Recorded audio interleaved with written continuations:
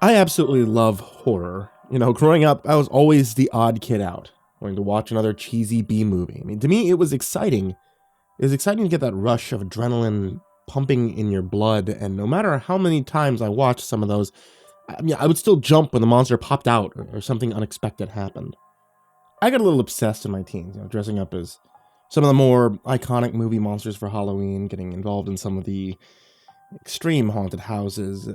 Any of my friends I did have were long gone when they realized I was into really weird shit. More blood and gore didn't bother me. It was all fiction, after all.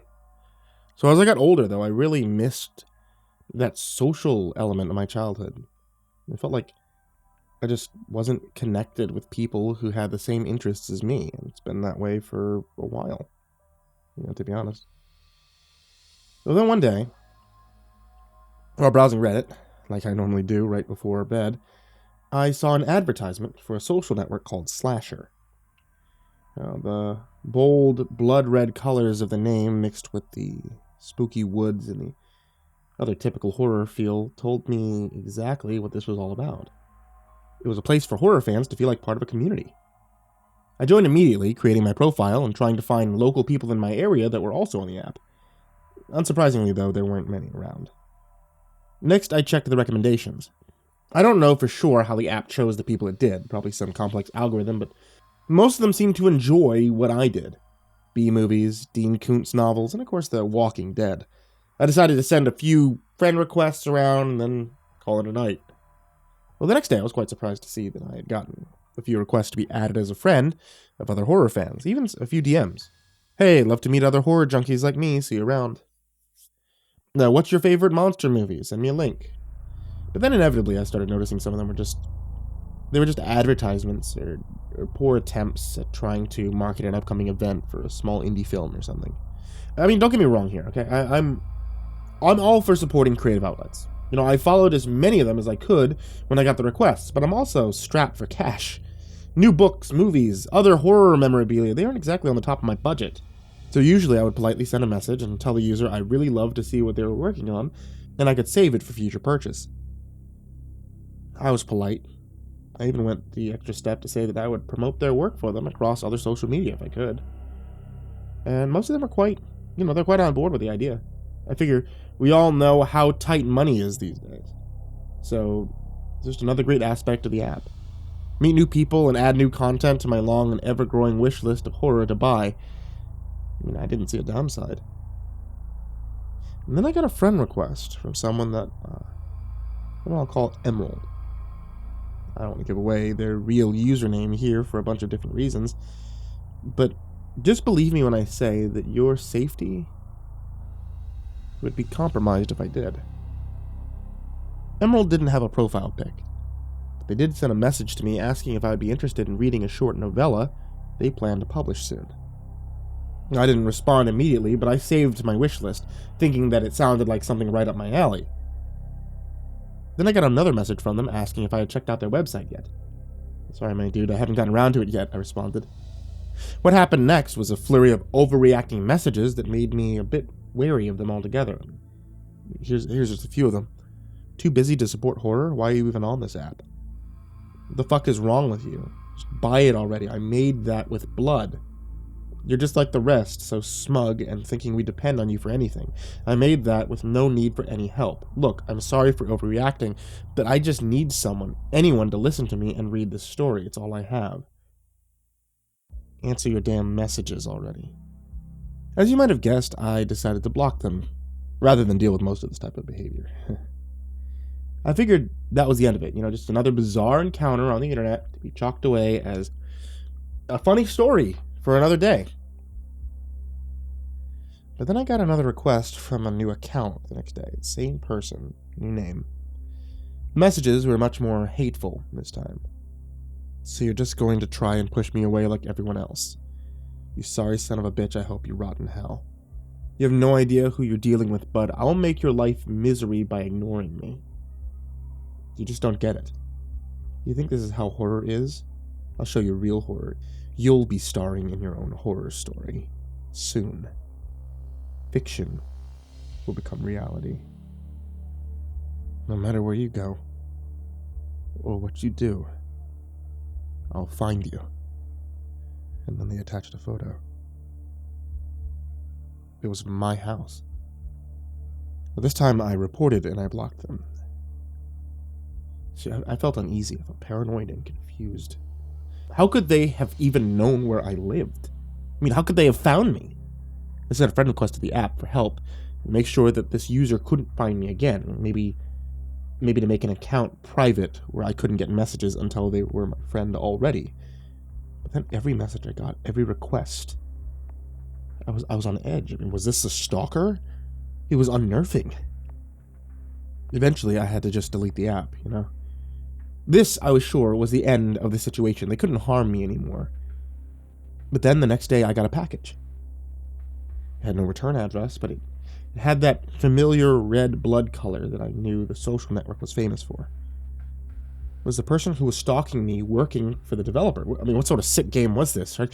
I opened it up in my living room, my hands trembling as I saw enclosed what looked like a DVD and a sticky note that said, "Watch me before you do something stupid." I put it in my player, and I sat rigid as I saw camera footage of myself going about my day-to-day activity. Then I heard breathing on the recording, followed by a garbled voice. "Contact any authority, and you will die tonight. You will be my victim by sundown unless you appease the blood ritual." This had to be some kind of joke, right? This couldn't be real. And then to show how serious they were, the video cut to a feed of my house less than an hour ago, watching me. I was a prisoner in my own home because of this crazy stalker. I felt isolated and unsure of what to do. I considered dialing 911 a dozen times. Then, a desperate and perhaps very dark thought came into my head. I went to my room and I grabbed my smartphone. I re-downloaded Slasher again. Then I sent a message to some of the more die-hard horror fans that actually had their location listed on the site. Next, I messaged the stalker themselves. "You want me? Come and get me, bitch." I grabbed a knife from my kitchen drawer and I watched beyond the door for any sign of forced entry. My heart was pounding. If I timed this just right, it would work. So I turned off all the lights. I remained perfectly still. Then I saw a shadow across the lawn. It looked like a man standing there in some strange black costume. This had to be my would-be attacker, right? And I turned on all the outside lights in my front yard and let out a banshee scream. Like clockwork, I heard the fans I had messaged jump out and run in fright. It trampled the stalker. They called the police soon after and explained some of the details, and I made sure to leave out what I had sent to the fans of Slasher, though. As far as they knew, it was just a burglar that was in the wrong place. The reality is I had put my address as the site for a ghost infestation, and I invited paranormal investigators to come and check it out that night. And to be honest, it was a last-minute ditch attempt to defuse an escalating situation, and I wasn't sure it would work. But I'm grateful it did. I know what I did was crazy, and probably wrong on multiple levels, but I didn't have a choice. And now, a few days after the whole ordeal, I can get the app back and resume life as normal without having to look over my shoulder. I mean, I should have known this would have been a twist ending, right? It's horror after all. I got another request. From someone who claimed to be Emerald again. This time, I have no idea what to do or how to stop it. You think something as trivial as death would stop me? Think again. I'm deleting the app. I'm saying a prayer. Here's hoping that's enough.